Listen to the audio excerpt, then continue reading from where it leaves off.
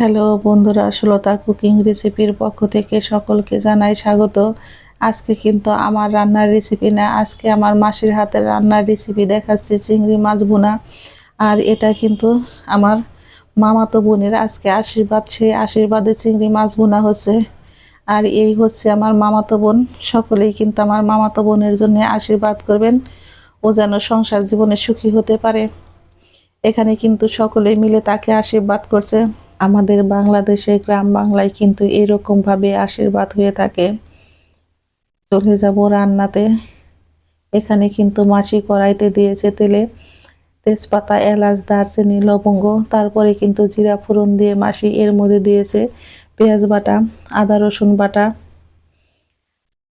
আর কাঁচামরিচ চেরা, হলুদের গুঁড়া, মরিচের গুঁড়া, ধনিয়ার গুঁড়া, সমস্ত মশলা দিয়ে এখন কিন্তু টমেটো সস আর জল দিয়ে কিন্তু খুব সুন্দর করে মাসি মশলাগুলোকে বেশ ভালো করে কষিয়ে নেবে। আর দেখুন বন্ধুরা, এইদিকে কিন্তু আমার মাসি, দিদারা সকলেই কিন্তু সবজি কাটতে ব্যস্ত। আর এইদিকে আর এক মাসি কিন্তু অন্য চুলাতে মাছ ভাজছে। এখন কিন্তু মাসি এর মধ্যে দিয়ে দিবে গুঁড়ো দুধ। গুঁড়ো দুধটা দিয়েও কিন্তু খুব ভালো করে কষিয়ে নিয়েছে। মশলা থেকে কিন্তু তেল উঠে এসেছে, দেখতেই পাচ্ছেন। আর মশলাটাও কিন্তু খুব সুন্দর কষানো হয়েছে। আজকের তরকারিটা কিন্তু রান্না হয়েছে সেই স্বাদ। এর মধ্যে মাসি দিয়েছে 1 চা চামচ পরিমাণে চিনি। চিনিটা দেওয়ার জন্যই কিন্তু কালারটা দেখতে পাচ্ছেন আরো কতটা সুন্দর এসেছে। এখন এই মশলাগুলো কিন্তু কড়াইতে ঢেলে দিয়েছে। আর মাছগুলোকে কিন্তু আগেই লবণ হলুদ দিয়ে বেশ ভালো করে ভেজে নিয়েছে। এখন মাসি এই মশলাগুলো দিয়ে কিন্তু এই মাছগুলোকে খুব সুন্দর করে কষিয়ে নেবে। চিংড়ি মাছ ভুনা কে কে খেতে পছন্দ করেন অবশ্যই কমেন্ট বক্সে জানাবেন।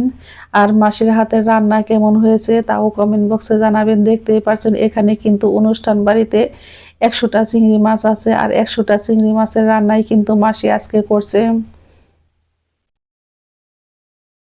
আর চিংড়ি মাছগুলো কিন্তু ছিল অনেক বড় বড়, কড়াইটাও কিন্তু ভীষণ বড় বন্ধুরা। আর দেখতেই পাচ্ছেন মাটির চুলা রান্না। চিংড়ি মাছটা কিন্তু খুব সুন্দর করে কষিয়ে তার মধ্যে দিয়েছে গরম জল। গরম জলটা দিয়ে কিন্তু মাসি এইভাবে আবারও তরকারিটা একটু নেড়ে দিয়েছে।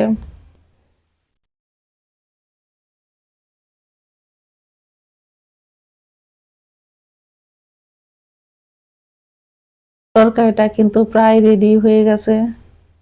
আর মাসি কিন্তু অন্যদিকে আবার মাছ ভাজছে, দেখতেই পারছেন। আর এইভাবে কিন্তু আমাদের গ্রাম বাংলায় অনুষ্ঠান বাড়িতে রান্না হয়ে থাকে।